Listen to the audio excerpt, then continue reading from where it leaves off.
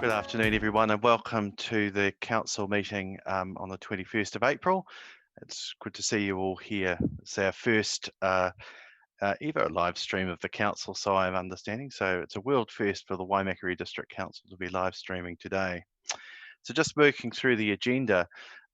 First, I don't have any apologies. Is there any apologies to be recorded? Any conflicts of interest? I have none. So I'll just come to acknowledgements. And firstly, there's two I'd like to acknowledge, one being Jimmy Brennan, and then also Paul McCarver. So just with Jimmy, just a brief, I've always found him a very stylish and colourful individual. And he was a regular attendee with council engagements and certainly a strong support, was strongly supportive of coming along to those events. Obviously a long involvement with Ngāi Tūheriri. I found him a very fine individual, and it was very sad at his passing, but had the opportunity along with former Mayor David Ayres to farewell him at quite an unusual event. I've never been to a sort of an event to farewell someone before they were passing. So that was held a few weeks before his passing. And I know the Runanga have advised that they'll look to a service when we come out of lockdown, is their view on that. The other is Paul McCarver.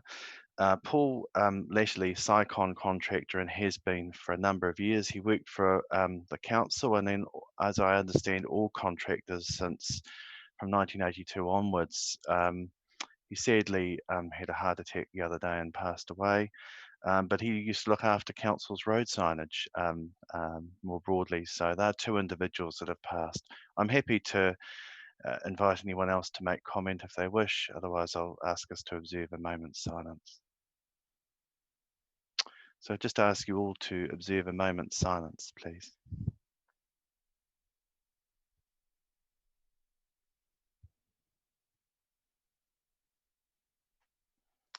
Thank you.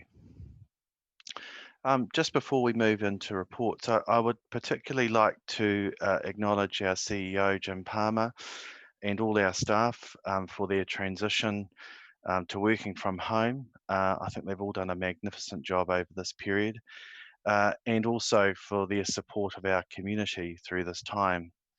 As well, and more broadly, like to acknowledge all essential workers. Thank you for all that you are doing on behalf of our community. It's been a very difficult time of adjustment for everyone, but especially our essential workers that are making sure that we're supported through this time. And I'd just like to also make mention, as we know, this Saturday's Anzac Day. It'll be very unusual not to be at an Anzac event this coming weekend. And as we know, Anzac Day is a national day of remembrance for all those who have served and are still serving, and those who ultimately paid the ultimate sacrifice of their life. So I'd just like to say on behalf of our district, lest we forget. And there are a number of Facebook messages around about observing silence at your gates or your entrances to your home at 6 a.m. on Anzac morning, and I certainly intend to observe that myself, and that may be something each of you wish to in your own homes. So, all right. We come to reports. The first report is the approval of a submission on the draft Ikan annual plan. Now, I've decided that I'd like to recommend that we lay this on the table. And the reason for that is that there's a number of matters that I think councillors should discuss before, by way of a briefing, before we're in a position to sign off or approve a submission. I will arrange a briefing for councillors in the coming week or thereabouts, but I'd like to recommend that this report lay on the table in the interim, so we have an opportunity to discuss that submission more fully before it comes back to be signed off. Do I have someone prepared to second? Seconded by Neville. As it's a procedural matter, I'll put that. All those in favour, please say aye. Contrary? declare that carried. So I guess is just for going forward is thumbs up. And those that are against, you can just unmute and let me know. All right. Okay, so we'll move forward from there. The next, if we go to item, we're going to just take this slightly out of order from the order paper, but feel we should deal with item 4.3 first before we deal with 4.2. So, Jim, I was wondering if you could speak to your report, COVID-19 response and recovery planning. Jim. Thank you, Mr. Mayor. The purpose of this report is to provide a summary of Council's response and recovery actions to date, to talk about some of the key initiatives we have underway and matters that we are turning our mind to, and perhaps if you don't mind, I'll just cover off a little bit of how we're moving towards level 3 following the Prime Minister's announcement yesterday, just for your information. The report, and I'll talk a little bit in more detail than I perhaps normally would to a report, just given the slightly different circumstances of live streaming and an opportunity for any of those who may not have that report in front of them just to understand the gist of it. So by way of background, clearly we have an event and a set of impacts on the world, New Zealand, and our district at levels that we perhaps haven't seen during our lifetime. We're in a lockdown phase at the moment, and we will progress to level 3 next week.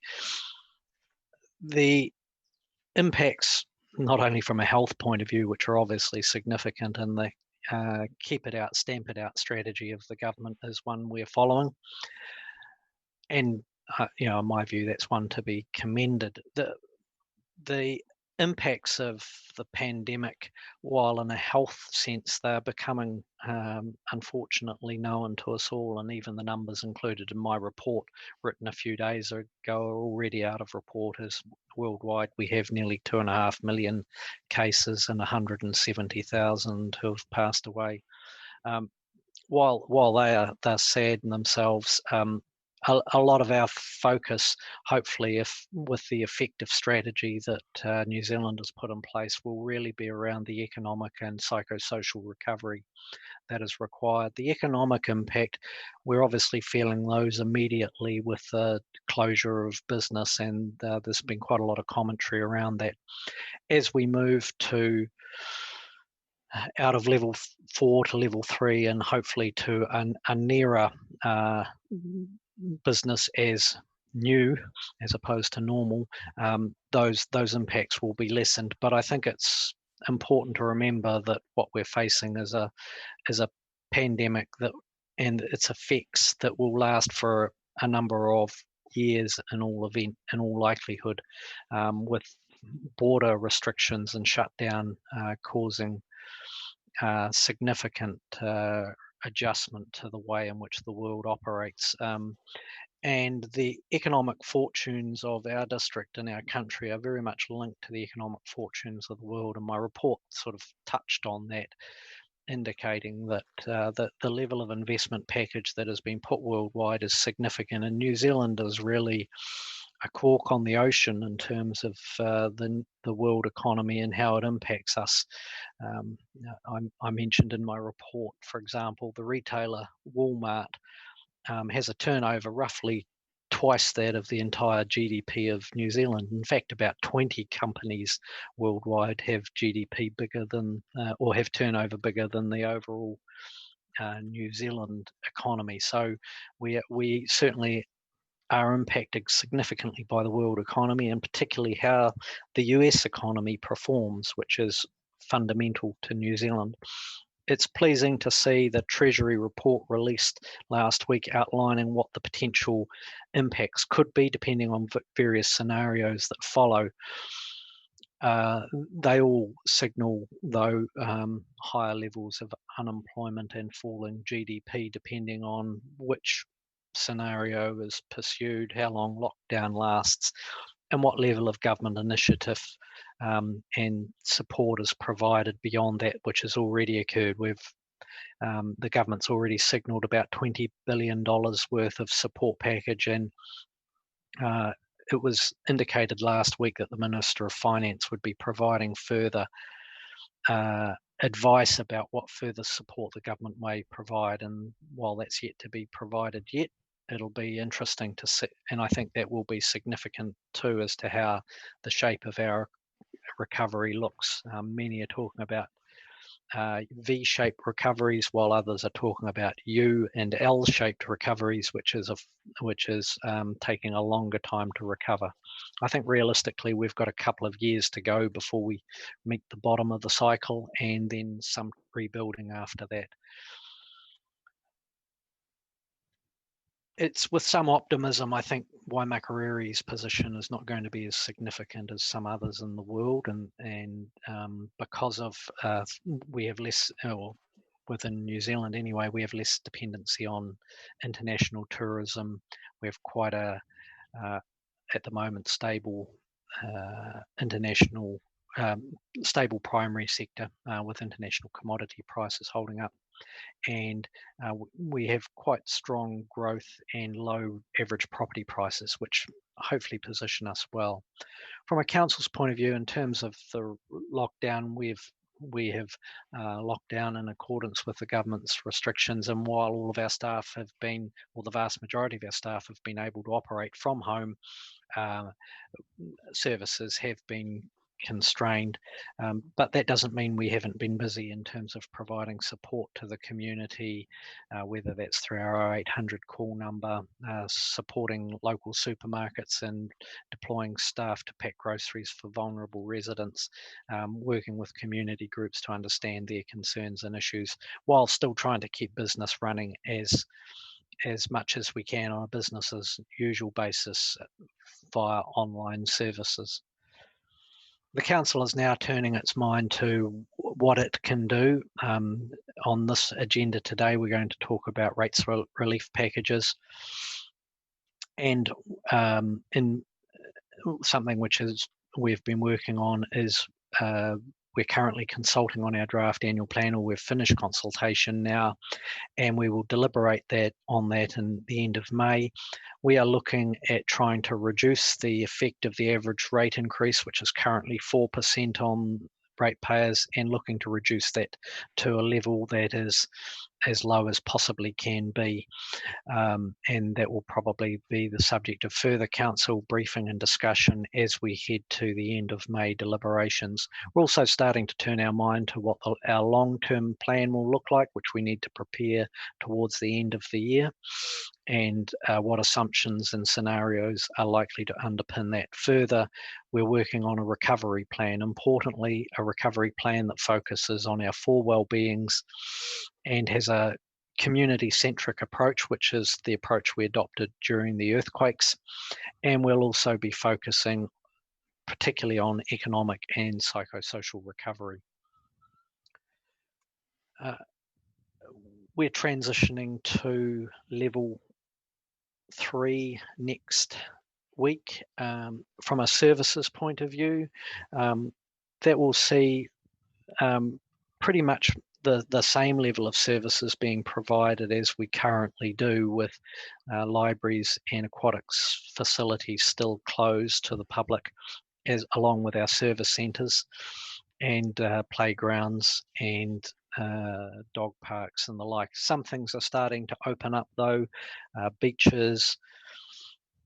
We'll have all of our contractors working on our capital program where they're able to operate safely. They'll be back underway next week. And some service will be provided through the transfer station. We're still working through that, but it looks like we will be able to accept green waste and refuse, although not recycling at this stage. But it will be a limited activity which has a physical distancing, so it won't be quite business as usual in that regard. So we are working our way through it. The financial impacts to the district of the shutdown have been reasonably significant. We anticipate in the order of $1.5 million is the financial effect of COVID to us up until the end of June. That will need to be reassessed and further review undertaken as part of the draft annual plan and the long-term plan. So with that, Mr. Mayor, there are a number of recommendations contained within my report, many noting the actions that we've undertaken, asking or suggesting that you request staff to prepare a report as part of the draft annual plan deliberations outlining where savings can be made to reduce the proposed rate effect, asking us to prepare a draft recovery plan for your consideration, and that will be subject of council briefings before that point, but a recovery plan being prepared, and noting that we're continuing to deliver services to the best of our ability in accordance with the government's guidelines. Thank you, Mr. Mayor. Happy to take any questions that people may have. Thanks, Mr. Palmer. Questions? I've got Councillor Redmond. The stage. Councillor Redmond. Thank you, Mr. Mayor. Mr. Palmer, are you able to estimate or advise how the 1.5 million loss of revenue and extra costs is made up, roughly? Yeah. So most of that 1.5 million of cost is actually through lost income. Things like our pools having to close, particularly learn to swim activities closing down. That's a significant portion.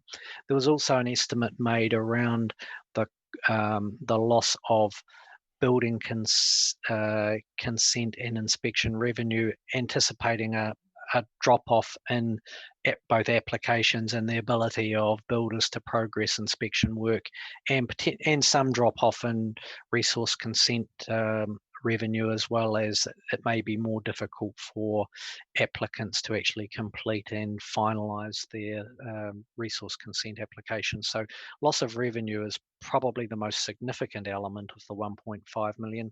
There are some additional costs that we are incurring to support welfare activities in the district.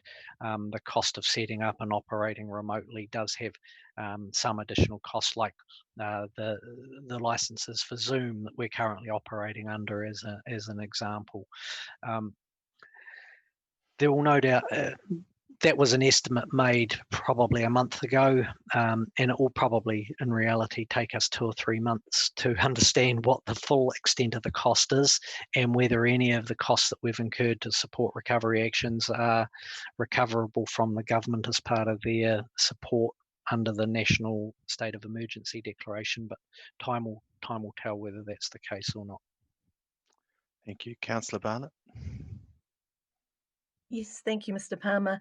Just in light of the recent change of status for next week to level 3, are you able to tell me how soon we'll be able to let people know whether or what council facilities may be open or available, such as parks, dog parks, and so on? Yes.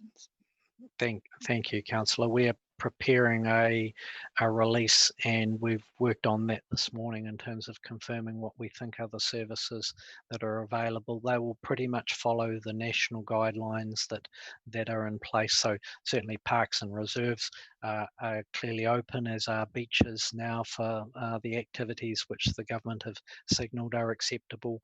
In the recreation space, still we're proposing that, because the number of contact points with equipment such as playgrounds and the dog parks and the like, that they still are subject to closure, along with our libraries and aquatic facilities. In respect of libraries, we are looking at and exploring what opportunities are available in addition to our online services, and whether it is possible to have some form of library book delivery. That is currently being worked on, and we'll be able to provide further updates. But the broad provision of what council services are available will be released within the next day. Councillor Barnett. Yes, my second question was about rubbish.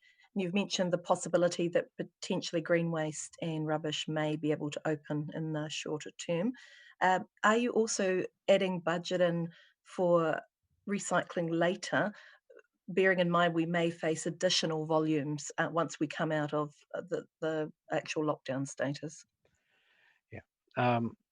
So, as you're well aware, recycling is collected through two avenues, one at the curbside for our urban communities, and it's also accepted at our transfer stations. Curbside recycling continues as has been the case.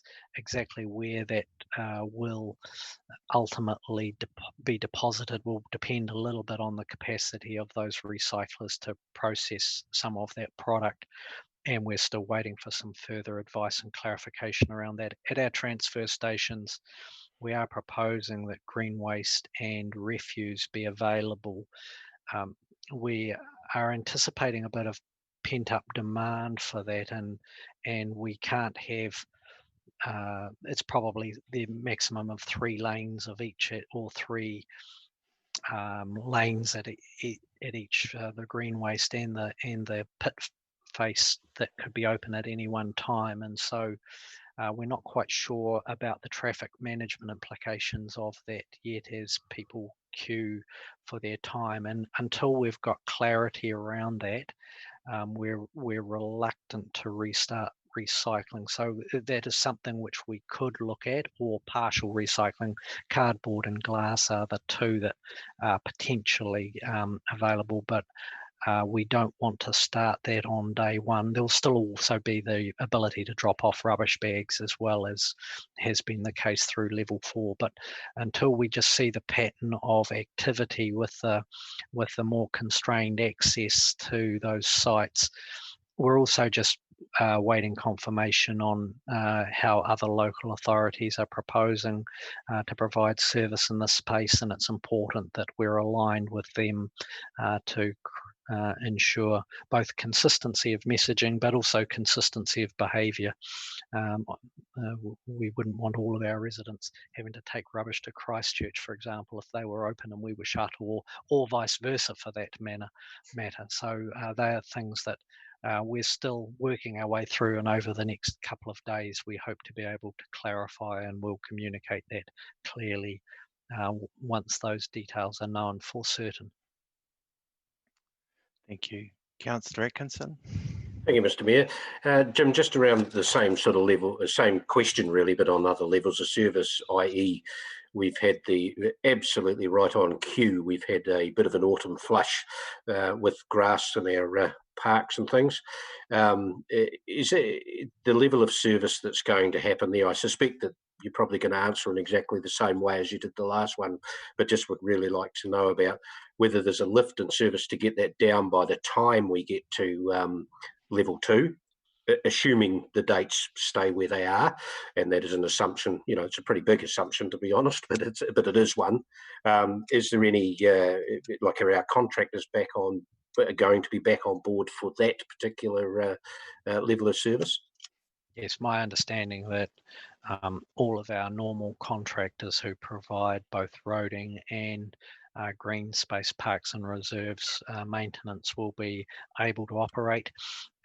They can do that safely, and so things like grass growth will be something that they will be looking to manage to the best of their ability as the autumn flush comes to a conclusion. So yes, over the next couple of 3 weeks, I'm sure that those teams will be really keen to get out there and do some work. Thank you. Councillor Doody.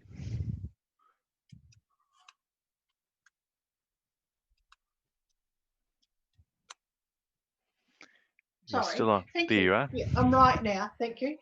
Just my other question I'd like to on much the same issue is the leaves that are falling from our trees on our roadsides.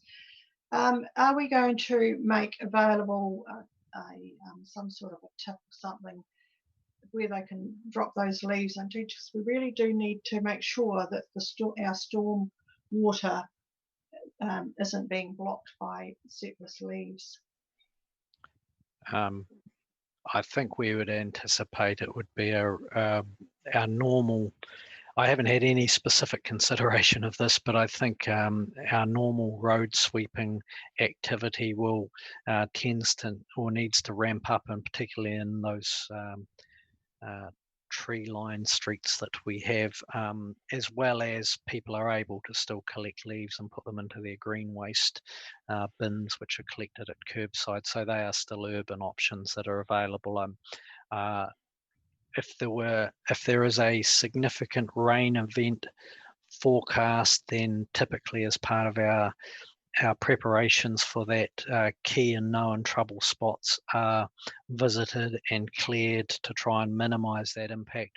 Although, as we know, with heavy rain events, it often is accompanied by heavy wind or strong wind, and we get a lot of leaves shifting around and moving into sumps. So, trying to keep those sumps clear, and if residents see that their sump is blocked during a heavy rain event, pulling some leaves out of a sump can make a big difference to the way our stormwater system performs.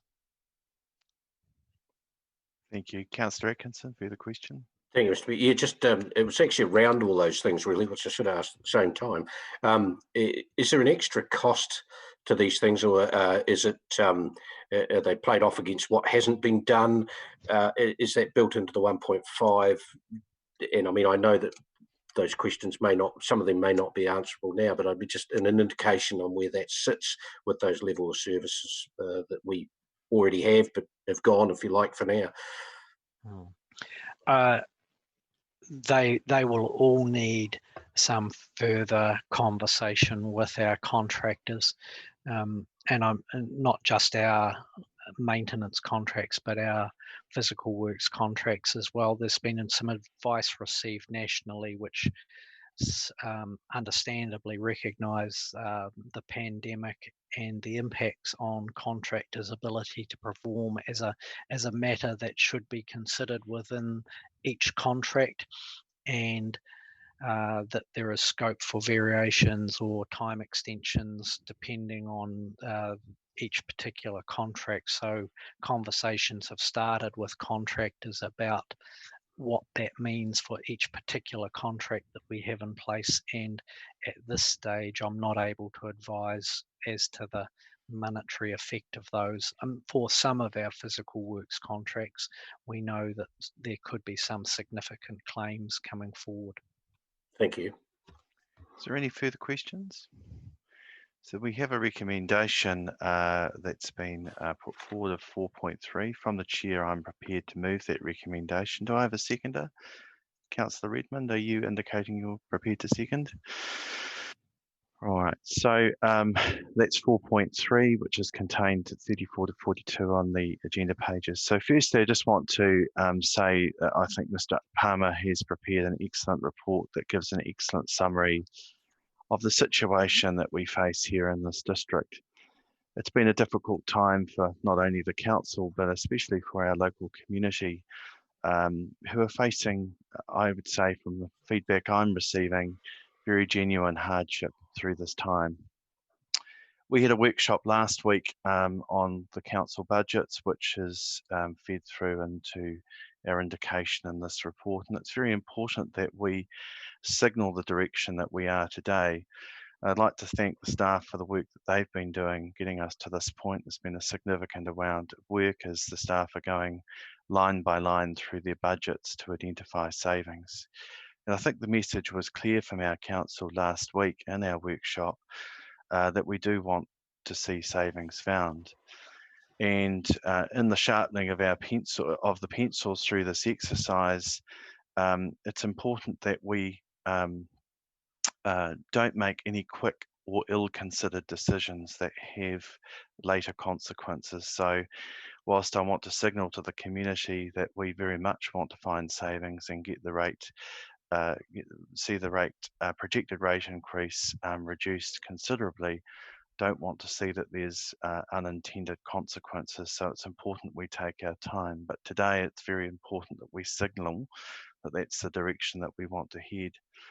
Also, it's important in the next paper that we also indicate to people that are finding it difficult through this period of time that we do have significant options for them to assist if they're finding it difficult to meet their rates. And there will be a number in that situation, and we have very experienced rating staff that would be only too happy to talk to people and see what we can do to assist, including deferral, which is one of the options that's mentioned in that report.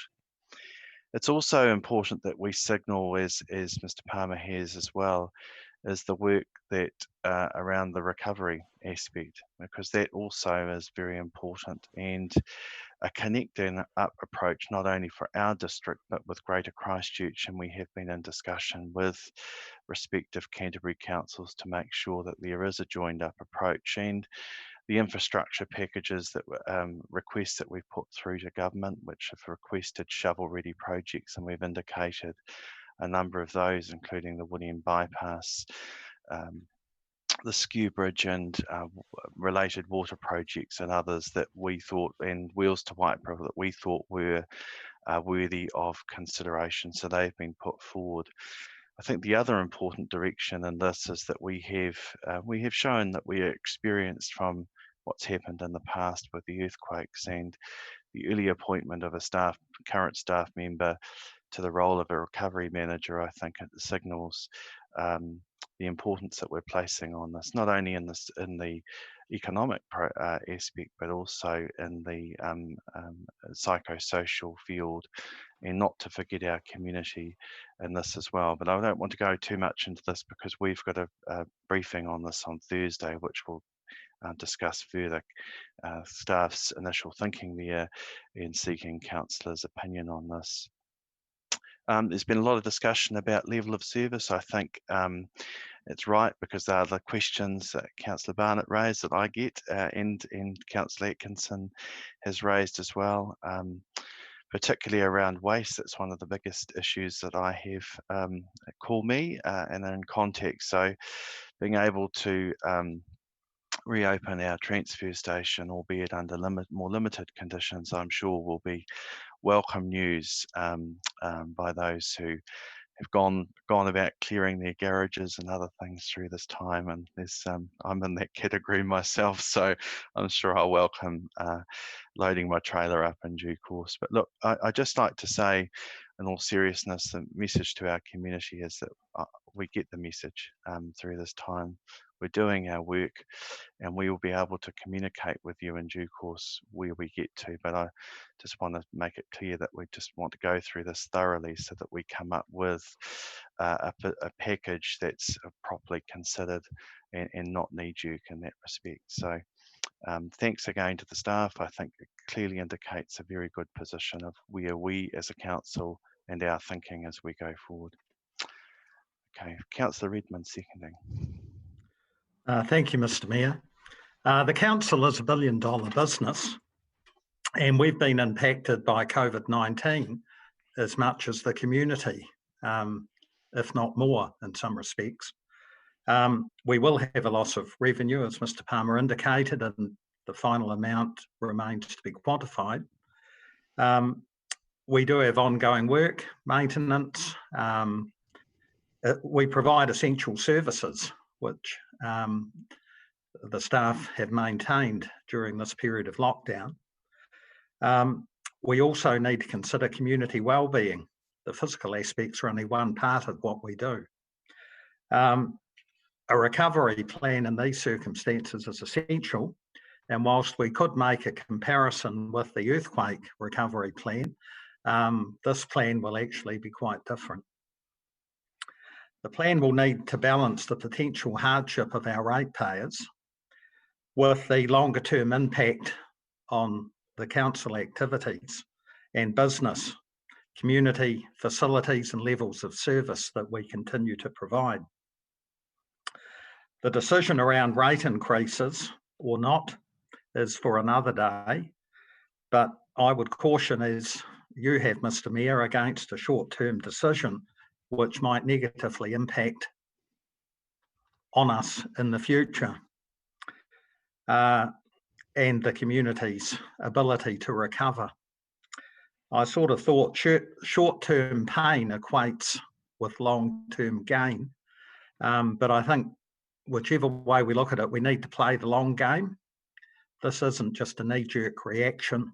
And I look forward to a discussion when we actually look at what relief we can afford the ratepayers and what relief we can provide for businesses and other entities in the district. So I'm very pleased to support the recommendation and the report, and in particular, I look forward to the draft recovery plan.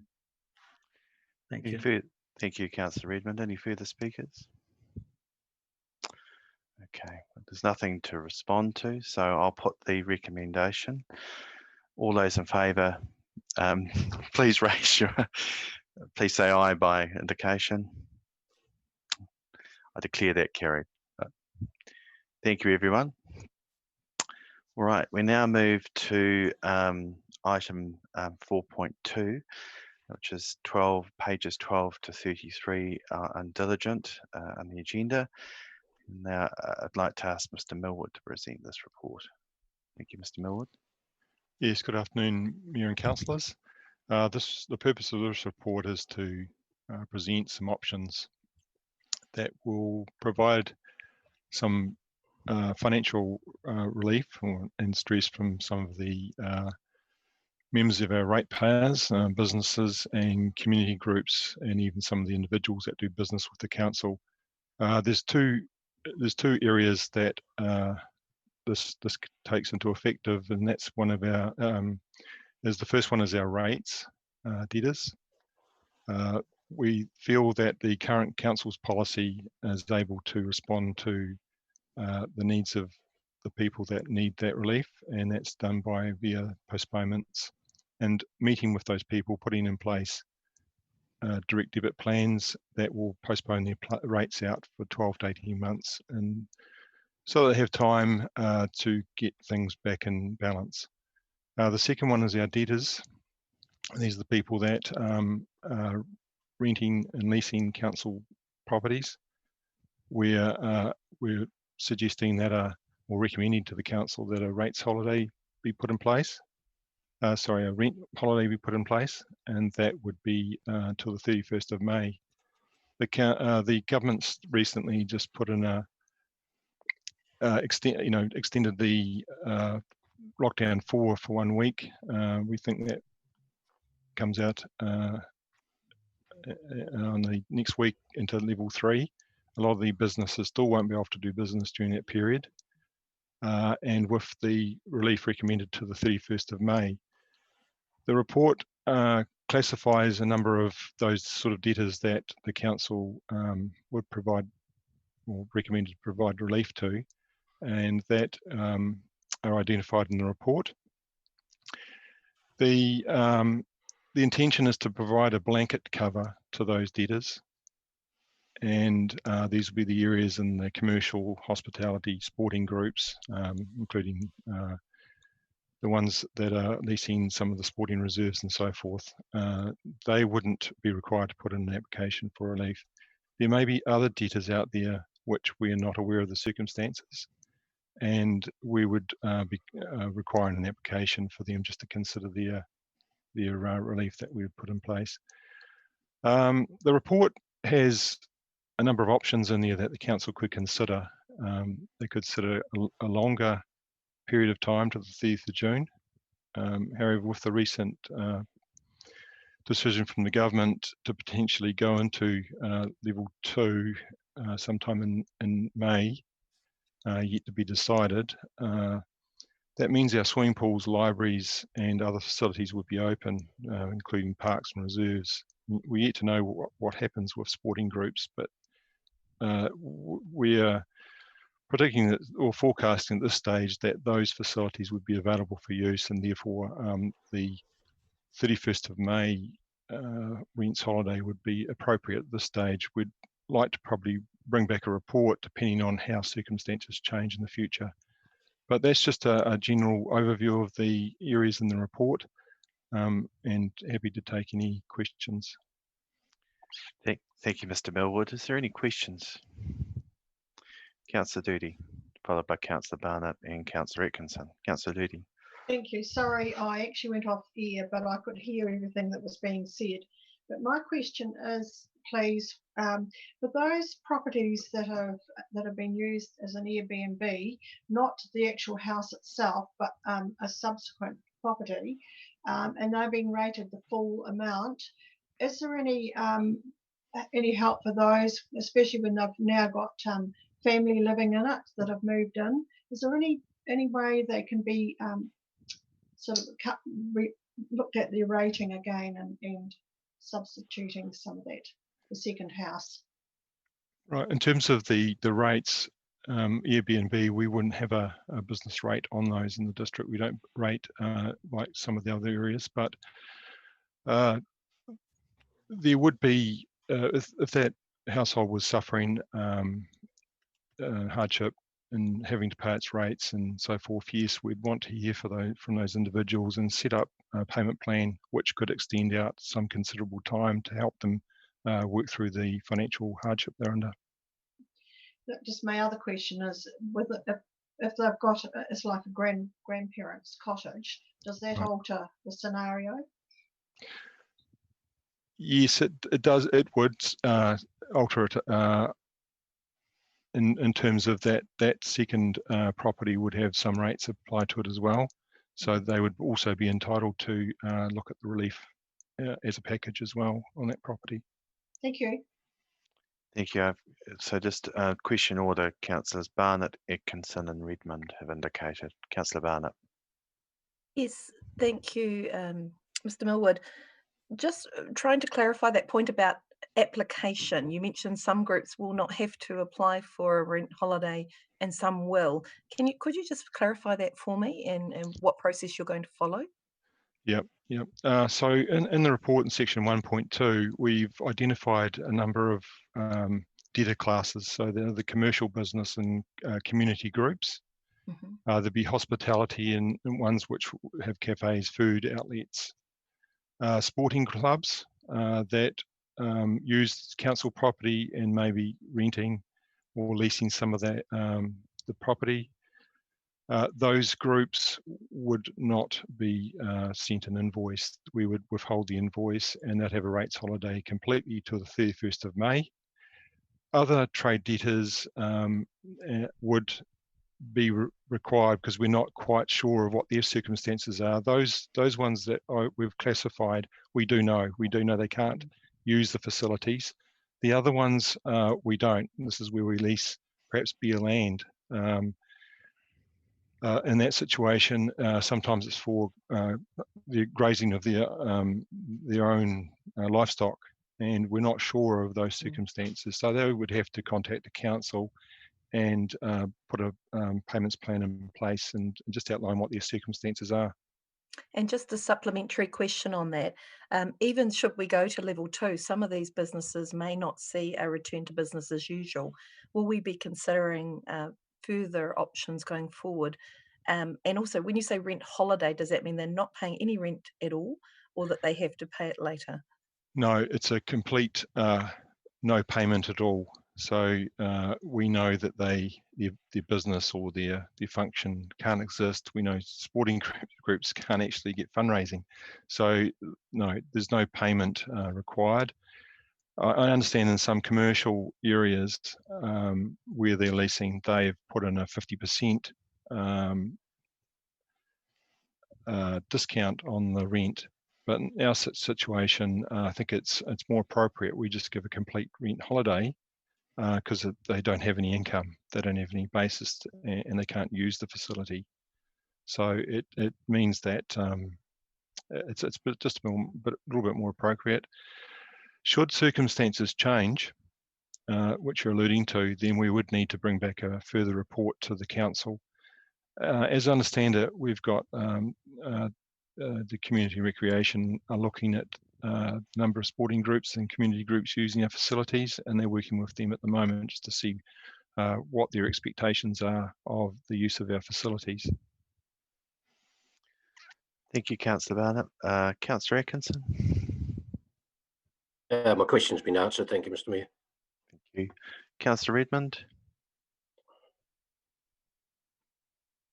just unmute myself. Jeff, do we have any data on how many people have lost their jobs in the district and how many businesses have been forced to close during the shutdown period? I saw somewhere reference that ENC may have carried out a survey, but I haven't seen any results. Yes, yes, that's correct. The ENC have done a fair bit of work in that area, working with some of the businesses and so forth to see how they can assist them. Sorry, point of order, Mr. Chair. This does not seem to relate to the report that we're receiving. Well, broadly, I'm happy to allow it because it's asking a question around the position of here. I'm happy to allow the question. Please yeah, continue, so Mr. I'm Miller. not able to provide those actual numbers. I'm not sure if the chief executive has those numbers, but we are aware that as we progress through this, there'll be a lot of knock-on effects as well, and unsure how that evolves. Some of the statistics that is coming through from some of the normal sources is somewhere we can expect somewhere around 13% of unemployment, where people have lost their jobs from the 3 or 4% that did exist prior to COVID-19. So there is going to be a fair bit of stress in the community in terms of, job loss and so forth, which we are looking at as well. Do you want to add anything, Mr. Palmer?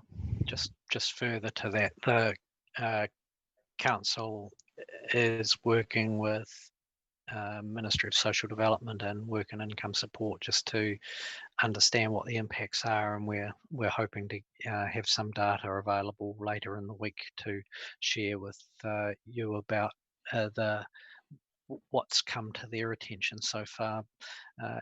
I did see some analysis that said in the order of 40 to 45% of our district's employees were deemed essential services or able to continue operating through level 4. And if that were true, then that probably means that we've got upwards of 8,000 to 10,000 of our community who are able to work in some form during that time, but it probably means that there is 10,000 to 12,000 who weren't.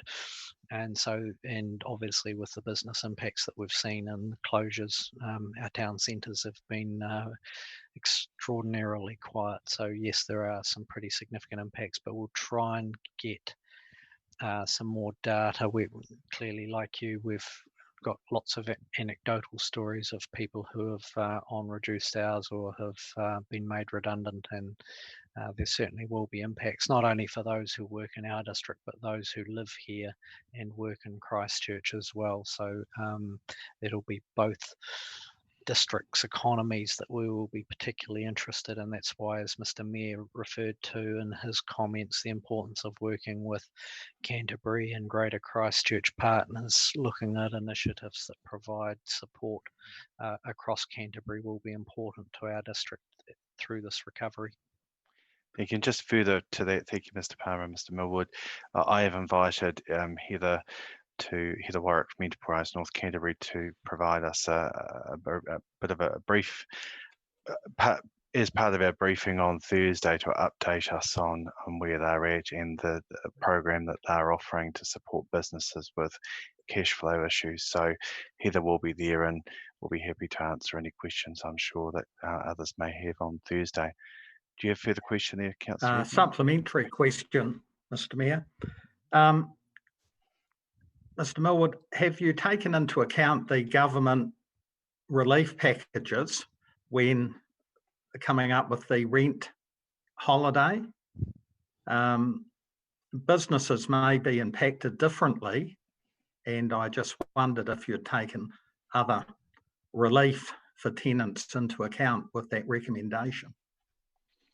Yeah, yes, we have. The businesses that we're looking at giving the relief to just haven't been able to operate at all.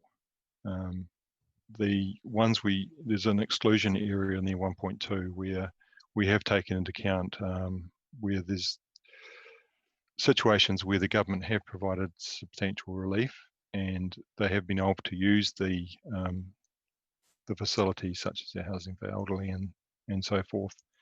And so those areas there, we're not seeing additional relief being provided to, but the ones where they haven't been able to operate at all, it appears to be a little bit of an unfair situation to be charging them for something that they can't actually use.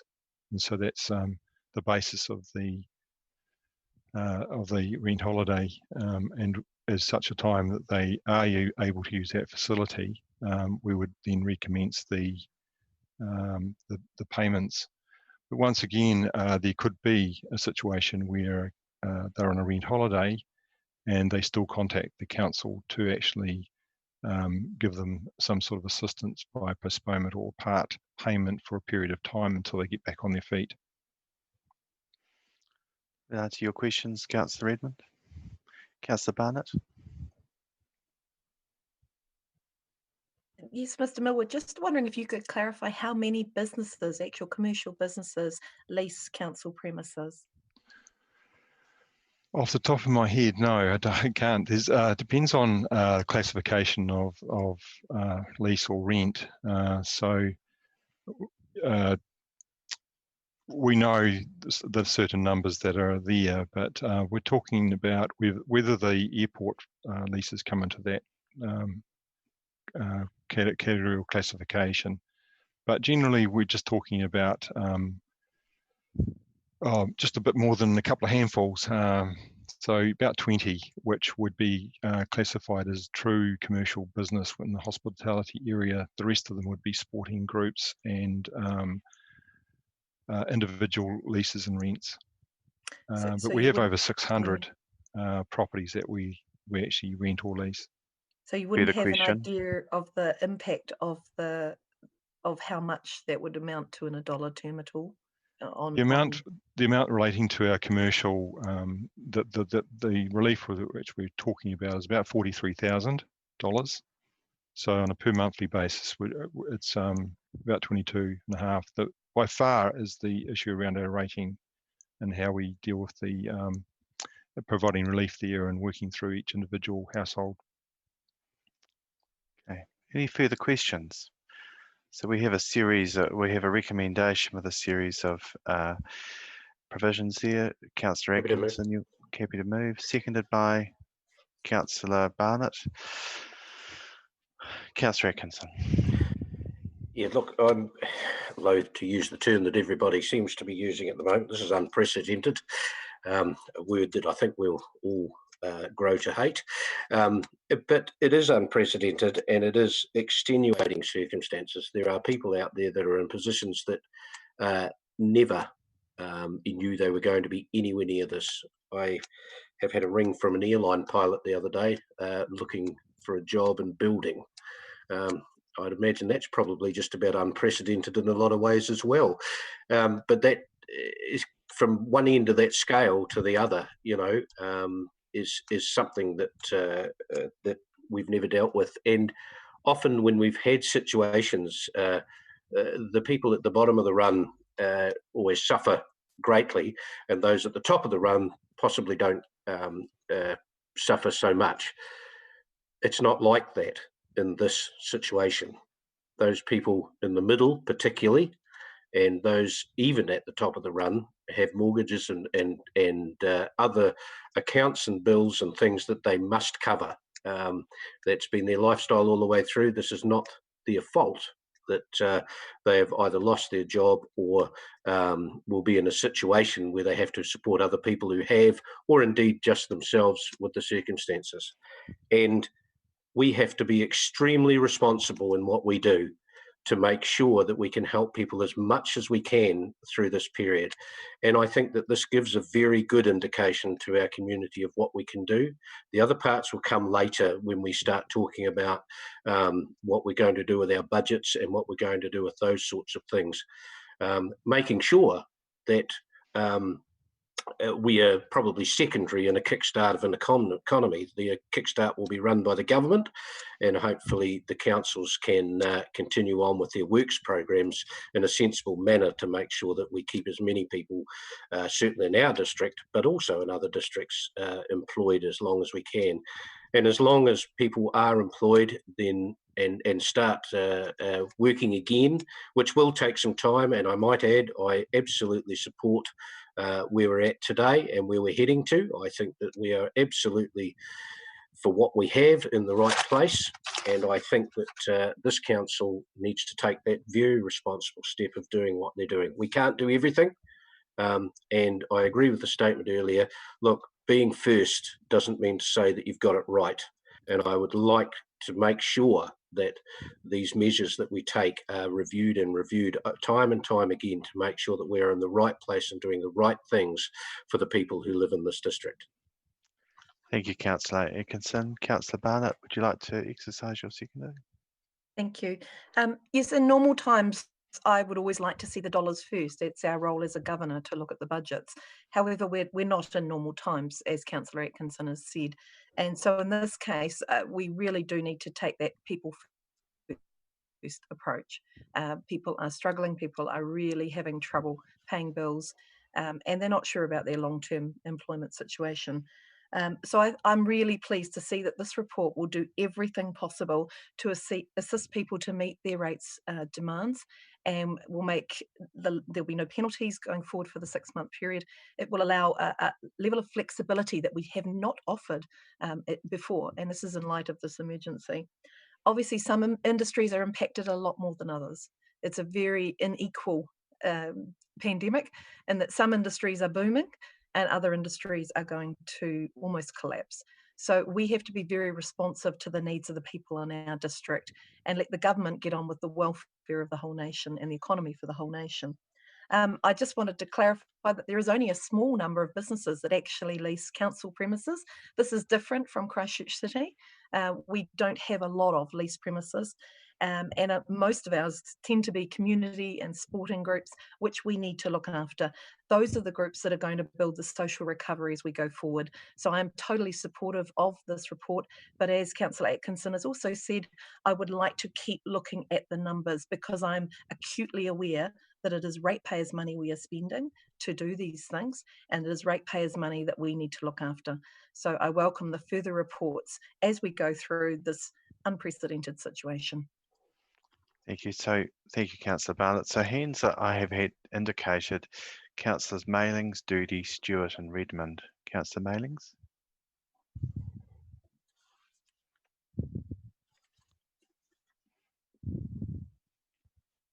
You're on. I simply wanted to say that I absolutely endorse the position that the council's taken with this report. We do need to give as many avenues for relief as is possible for those who are affected. And as has been said by my colleagues, this affects people from all walks right across the board, and we need to be able to be flexible in our approach to that. And I heartily congratulate the work that's gone into putting this report forward and giving those options to our people when they desperately need it. So, thank you. Thank you, Councillor Mailings. Councillor Doody. Thank you. Yes, I agree with that. We need to work forward to look after our ratepayers, but we also do need to make sure that whatever we can do to help promote businesses to stay afloat, that is really important.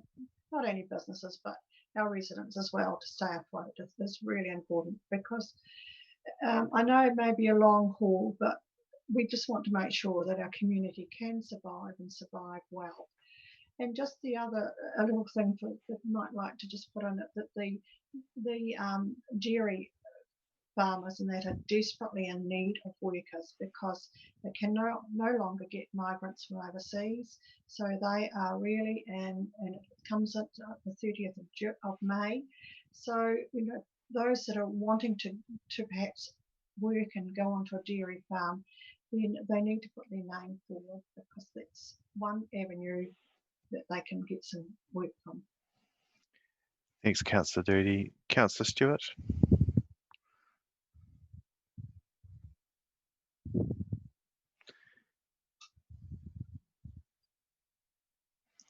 Maybe I'll come back to you in a minute. Councillor Redmond first, and then we'll come back to Councillor Stewart. Thank you, Mr. Mayor. I support the recommendation in principle. Like Councillor Barnett, I do have some reservations. We have a lack of data, so we're basing our decisions on really anecdotal evidence, if that indeed is evidence. My concern really is that we are predetermining what may be going into the recovery plan. We're making sort of piecemeal decisions and waive this and reduce that, rather than having an overall comprehensive recovery plan where I would have expected to see some of these measures included.